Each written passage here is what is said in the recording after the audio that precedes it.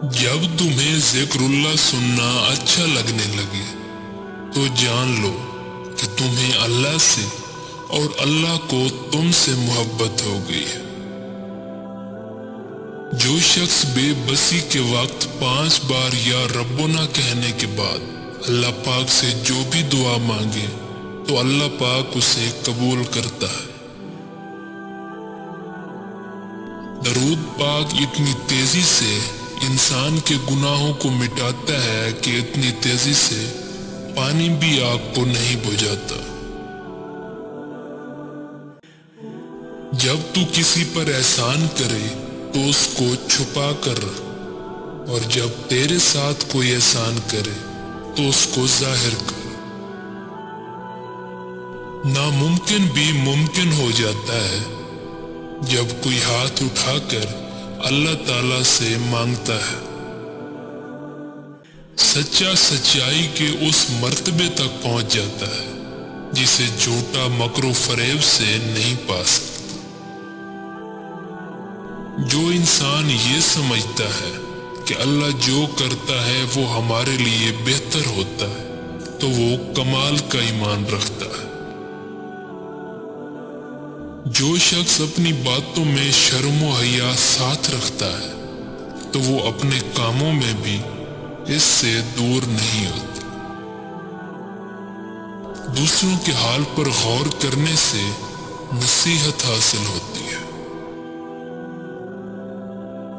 جو شخص اپنی قدر خود نہیں کرتا تو کوئی دوسرا شخص بھی اس کی قدر نہیں پہچانتا۔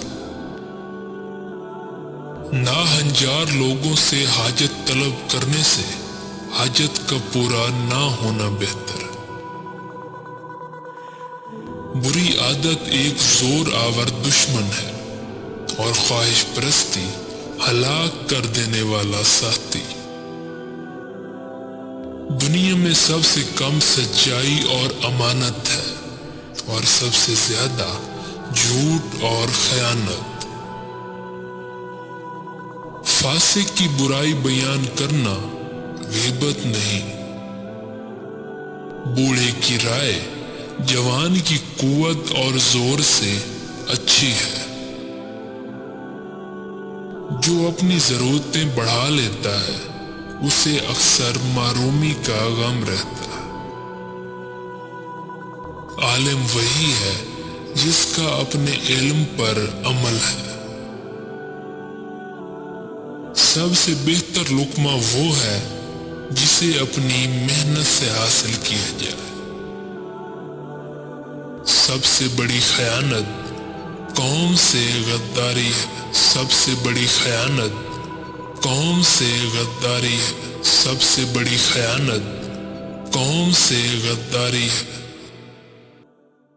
آنسو کا ہر قطرہ دنیا کی ہر چیز سے زیادہ مہنگا ہے، لیکن اس کی قیمت اس وقت تک کوئی نہیں جان سکتا جب تک کہ وہ اس کی اپنی آنکھ سے نہ نکلے۔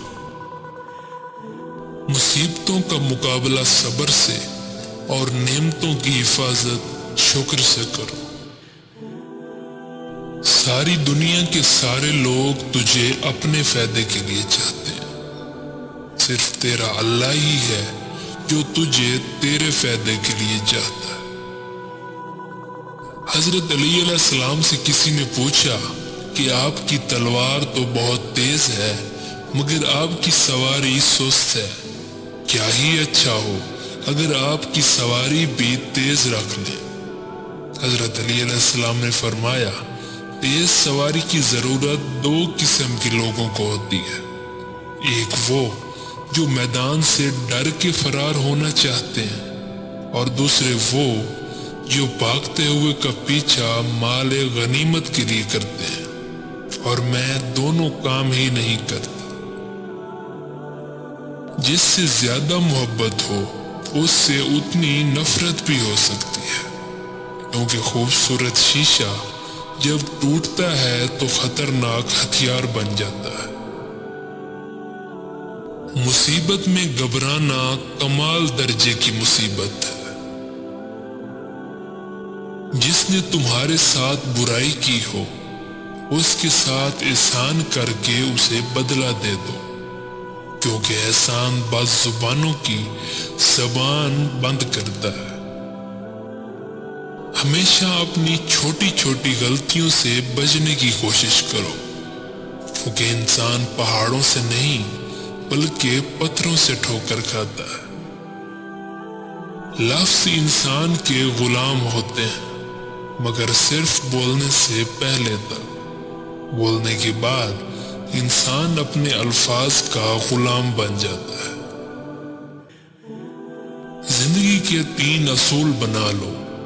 اس سے ضرور معافی مانگو جسے تم چاہتے ہو، اسے کبھی مت چھوڑو جو تمہیں چاہتا ہو، اور اس سے کبھی کچھ نہ چھپاؤ جو تم پر اعتبار کرتا ہو۔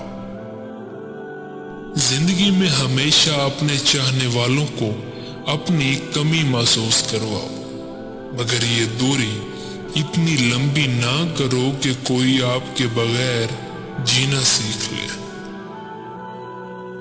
دوست کے ساتھ اس نمک کی طرح رہو جو کھانے میں دکھائی تو نہیں دیتا، لیکن اگر نہ ہو تو اس کی کمی بہت محسوس ہوتی ہے۔ جہاں آپ کی عزت نہ ہو وہاں مت جاؤ، چاہے وہاں کھانا سونے کی پلیٹ میں اور چاندی کے چمچ میں ہی کیوں نہ دیا جائے۔ رزق کے پیچھے اپنا ایمان خراب مت کرو، کیونکہ رزق انسان کو ایسے تلاش کرتا ہے جیسے مرنے والے کو موت۔ اگر انسان کو تکبر کے بارے میں اللہ کی ناراضگی اور سزا کا علم ہو جائے تو بندہ صرف فقیروں اور غریبوں سے ملے اور مٹی پر بیٹھا کرے۔ 3 رشتے بے نقاب ہو جاتے ہیں، بڑھاپے میں اولاد، مصیبت میں دوست اور غربت میں بیوی۔ کبھی کسی کے سامنے اپنی صفائی پیش نہ کرو، کیونکہ جسے تم پر یقین ہے اسے ضرورت نہیں، اور جسے تم پر یقین نہیں وہ مانے گا نہیں۔ دل میں برائی رکھنے سے بہتر ہے کہ ناراضگی ظاہر کر دو۔